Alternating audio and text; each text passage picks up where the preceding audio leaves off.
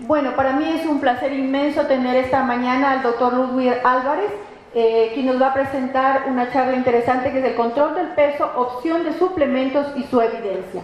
El doctor Álvarez es máster en nutrición clínica por la Universidad Politécnica del Chimborazo, doctor en medicina y cirugía por la Facultad de Ciencias Médicas de la Universidad de Guayaquil, tiene un doctorado en nutrición y ciencias de los alimentos de la Universidad de Granada, es docente universitario de varias universidades en la ciudad de Guayaquil, nutricionista tratante del Hospital León Becerra, editor asociado de la revista de Nutrición Clínica y Metabolismo. Además es editor asociado de la revista de Medicina de la Universidad Católica Santiago de Guayaquil, además revisor científico de la revista Medicina de Hoy del Hospital Kennedy del área de nutrición y es revisor de la revista Clinical Nutrition asociada a la ESPE.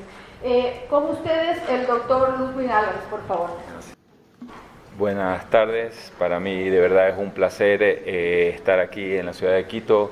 Gracias a Somenut por invitarme, a ti Bella por esta gentil invitación y repito, es un honor y un placer estar aquí presente. Vamos a hablar sobre el uso de los suplementos para el control de peso, las opciones que hay y la evidencia científica. Entonces tenemos para recordar que cuando hablamos de medicina basada en evidencia tenemos que tener tres factores. Primero, nuestro juicio clínico. Tenemos que tener presente también la evidencia científica que tenemos y esta evidencia científica, solo para recordarles que es en escala ascendente, donde en la pirámide superior están las revisiones sistemáticas, los metaanálisis, y de ahí hacia abajo tenemos los diferentes tipos de evidencia como revisiones narrativas, ensayos clínicos aleatorizados, hasta los estudios cuasi experimentales, ¿no?, en los que tienen ya menor grado de evidencia.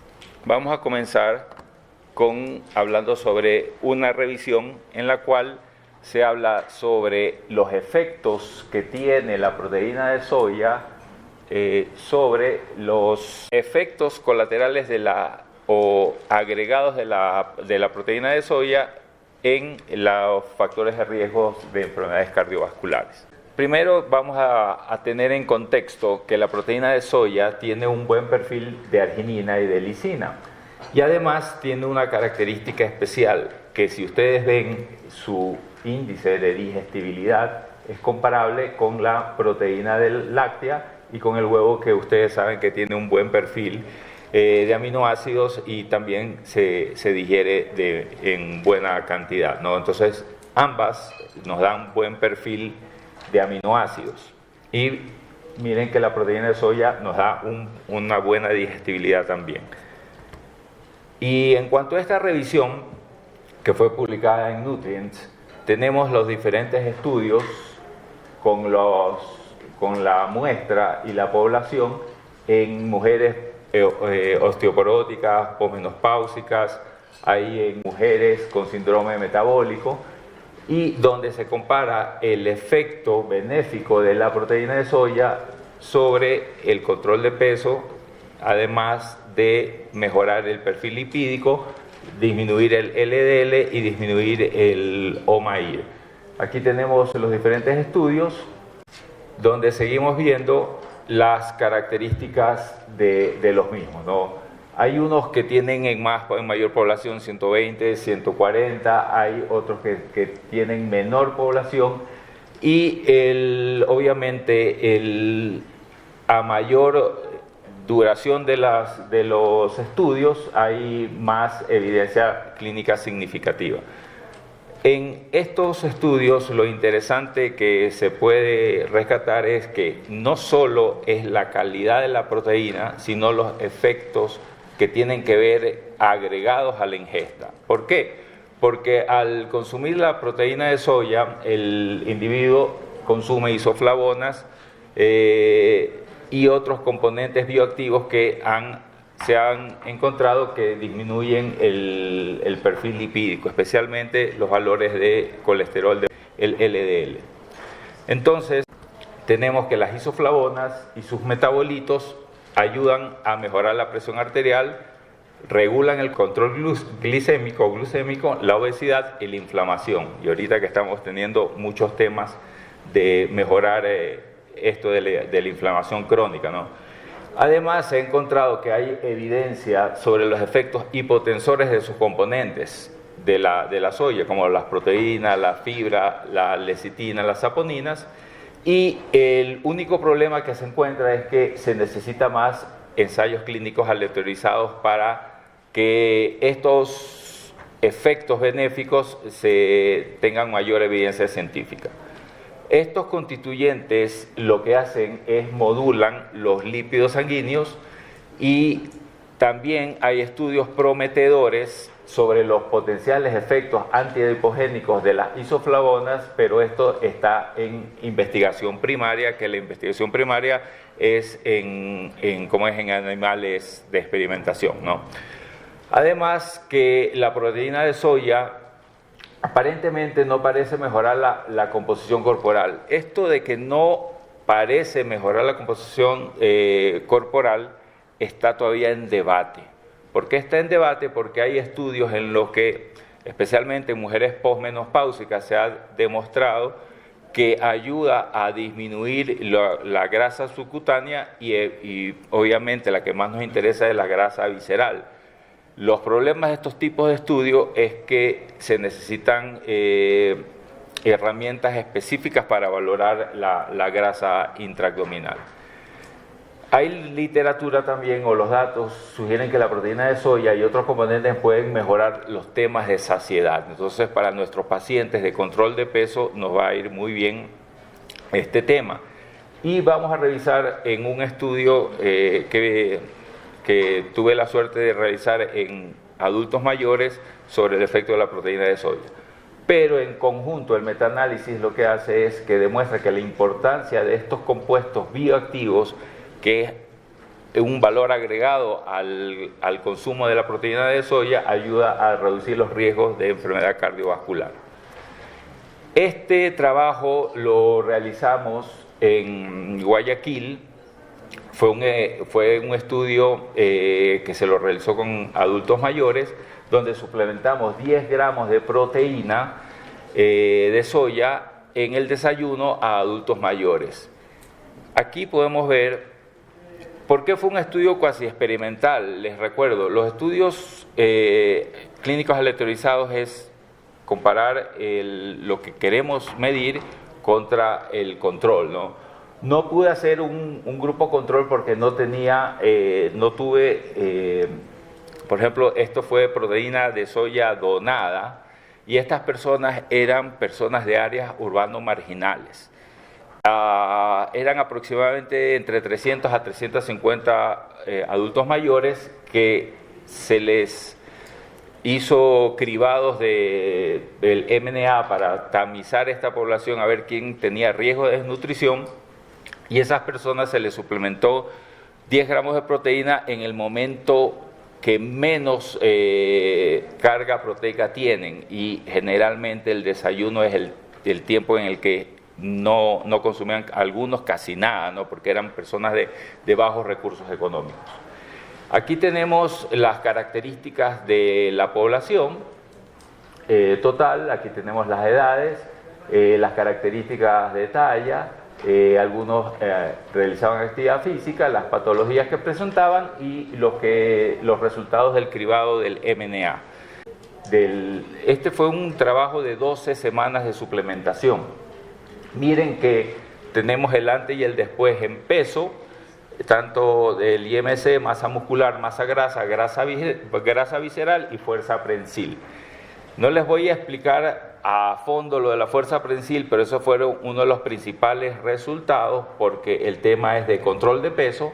Pero en este estudio, en las mujeres especialmente, se vio resultados estadísticamente significativos en ganancia de masa muscular, pérdida de peso, disminución ligera de la grasa visceral, pero hubo disminución, y aumento de la fuerza prensil. En los hombres no se presentó lo mismo y ya en el grupo total aquí están los resultados. Como conclusiones de ese estudio tuvimos que, obviamente, no lo estoy hablando por la fuerza, sino por la composición corporal, de que estas personas pudieron controlar su peso, ¿no? Aquí están las características de lo que se dio, que fue soya.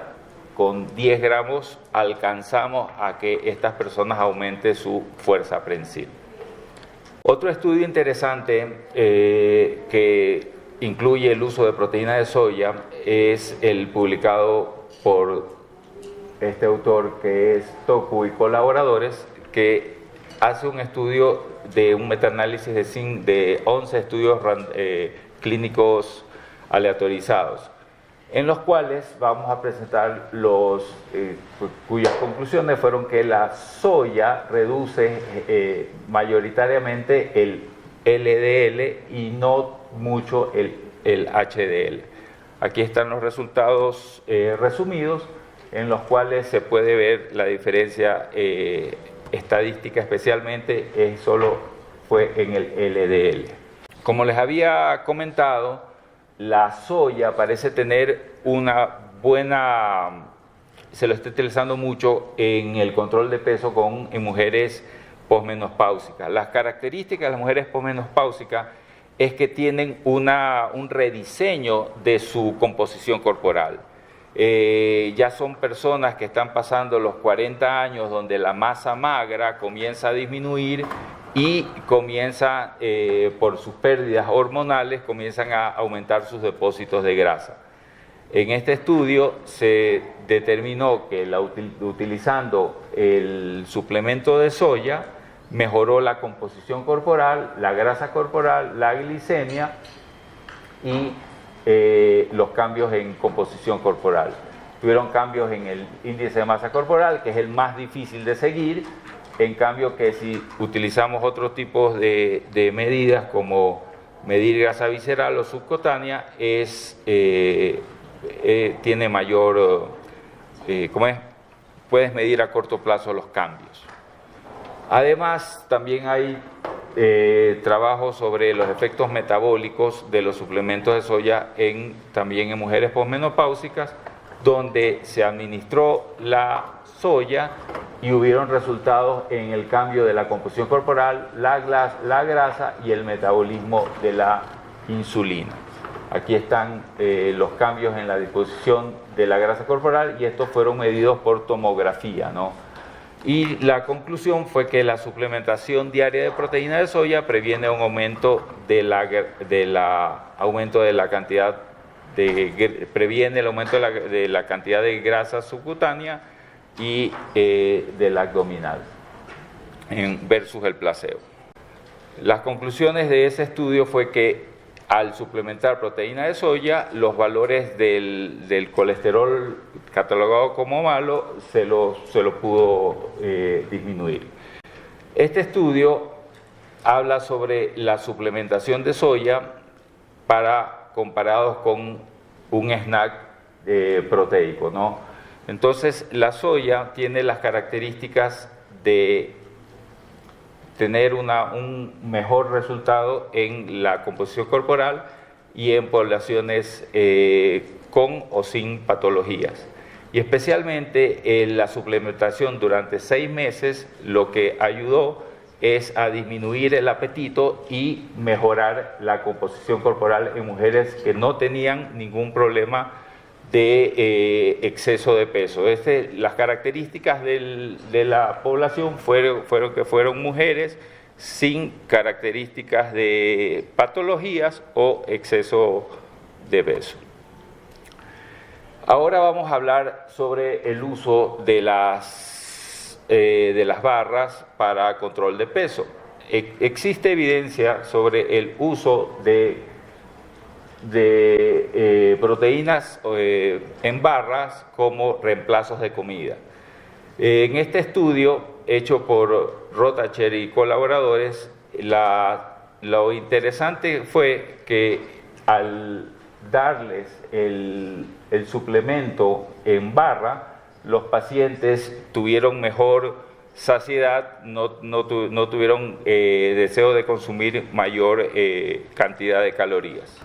Otro estudio que fue interesante, publicado en en el diabetes y en el Journal de Diabetes y Metabolismo. En este estudio se consumió una barra que es considerada como un suplemento que tiene proteína y fibra como reemplazo de comida. Aquí vamos a ver que la carga de proteína puede aumentar la saciedad y disminuir la ingesta de energía, ¿no? Además, estas características de la barra tenía adicionada una buena cantidad de fibra y disminuía todos los procesos de saciedad, las señales de orexigénicas, y la característica de la muestra total fueron 20 sujetos. La conclusión fue que en individuos sanos, con la suplementación de la barra proteica de proteínas y fibra, redujo la ingesta total de energía y la ingesta postprandial y reguló la glicemia. En esta podemos ver cómo el apetito, la barra negra es la barra que tenía proteína y fibra, y en el transcurso del tiempo, ya inclusive llegando a la situación de terminar la etapa postprandial, tenía el mejor seguimiento. El control fue ingesta de agua y una barra normal sin mayor cantidad de proteínas.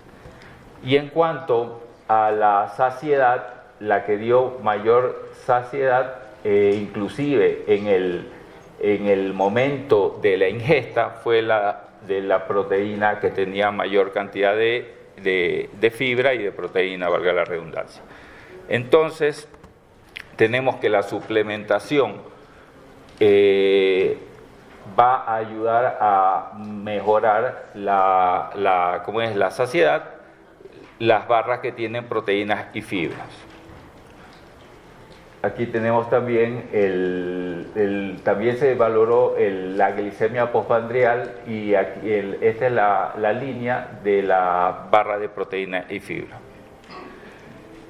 Generalmente todos estos estudios tienen que ser evaluados a mayor cantidad de plazo, ¿no? Generalmente se hacen a 12 semanas, todo dependerá también de los protocolos que se los quieran realizar. Inclusive hicieron recomendaciones de estos snacks, y en respuesta a las cartas al artículo anteriormente decían de que ante la utilización de estas ayudas alimentarias, sus pacientes tenían mejores respuestas postprandiales. En este estudio, publicado por el Journal de Diabetes y de Investigación en Diabetes, se estudió el efecto de cómo reduce la glicemia postprandial con el consumo de una barra de proteína enriquecida, tanto en proteína como en fibra, en pacientes que tenían diabetes mellitus y en pacientes que tenían una glicemia normal. Lo interesante de este estudio es que fue aleatorizado, y estos pacientes tenían pacientes con diabéticos, ¿no? Y lo que querían medir es cuánto se elevaba la insulina, y también medían las hormonas de las incretinas. Los participantes fueron 15 pacientes con diabetes mellitus y 15 pacientes que no tenían trastornos de glicemia. Y las conclusiones que se llegó fue que la administración de la barra con proteína y fibra disminuyó la glucosa postprandial, tanto en los pacientes con diabetes mellitus tipo 2 y con los que tenían una glicemia normal. Aquí podemos observar cómo esos pacientes fueron incluidos en el estudio. El estudio fue randomizado, y lo interesante es que después uno fue la barra consumida antes de que coman una comida que fue obviamente una comida que fue estandarizada. Este es antes de la comida y este es posterior a la comida. Y después hicieron el cruce de estos pacientes. Los resultados al consumir la barra, la glicemia, tanto para los pacientes que tenían diabetes como para los que no lo tenían, sus picos de glicemia fueron menores. Entonces, las características de la administración de esta barra fue que ayudó a mejorar la glicemia postprandial. Para seguir con los temas de control de peso, vamos a hablar sobre el control de la fibra, ¿no? La fibra es muy utilizada para prevenir la obesidad y para prevenir todas estas enfermedades relacionadas con la obesidad. En este estudio epidemiológico se determinó en estos ensayos clínicos sobre la enfermedad, la diabetes, enfermedades cardiovasculares y cómo la ingesta de fibra, miren que en los pacientes que ingerían una menor cantidad de fibra versus a las personas que ingerían mayor cantidad de fibra, había una reducción en el riesgo de presentar las patologías que se estaban valorando como diabetes o patologías cardiovasculares. Inclusive, si vemos acá, tenemos que se redujo en un 86% el riesgo de presentar eventos cardiovasculares aumentando la cantidad de proteína, de la cantidad de fibra. La fibra, las características ya las conocemos, ¿no? Desde que ayuda a tener sensaciones de saciedad, nos da mayor sensaciones de distensión gástrica, ayuda en el microbioma, inclusive en la fisiología del tracto gastrointestinal, en el páncreas y en el tubo digestivo, e inclusive tiene buena ayuda con el microbioma. Dentro de las conclusiones, la fibra no solo ayuda dentro del punto de vista epidemiológico, sino también dentro de la parte mecánica del tubo digestivo, ¿no? Y nos ayuda a proteger contra la obesidad, contra las enfermedades crónicas relacionadas a la misma. El problema siempre va a ser es que necesitamos registrarla o adecuarla de una manera correcta, ¿no? O sea, ¿cómo medimos esa ingesta que a veces, para ustedes que son especialistas en la parte dietaria, ¿no? Yo no soy dietista, yo soy médico que hago nutrición, eso siempre a veces medir la cantidad de fibra es un problema. Y utilizando estos suplementos, utilizando la polidestrosa, puede modificar el apetito y reducir la ingesta, ¿no? Aquí tenemos la evidencia, el uso de esta polidestrosa, que en este estudio de revisión podemos ver que se disminuyó la sensación de apetito al adicionarla, ¿no? Con una medida casi damos nosotros 15 gramos de fibra que puede ayudar a dar sensaciones de saciedad. Y aquí tenemos el mismo estudio. El Prosoy, aquí tenemos las barras de proteína que sirven como suplemento alimentario con 16 gramos de proteína, con 11 gramos de fibra y que pueden ser utilizados como un reemplazo de comida. Aquí tenemos los snacks que nos dan 5 gramos de proteína que también pueden ser utilizados. Ahí tenemos la fibra líquida en sus diferentes presentaciones. Inclusive para nutrición enteral, esto para pacientes con estreñimiento, yo lo he utilizado en pacientes hospitalizados, va muy bien. Ahí tenemos los diferentes productos que pueden ser agregados inclusive en la gastronomía. Bueno, eso es todo, les agradezco.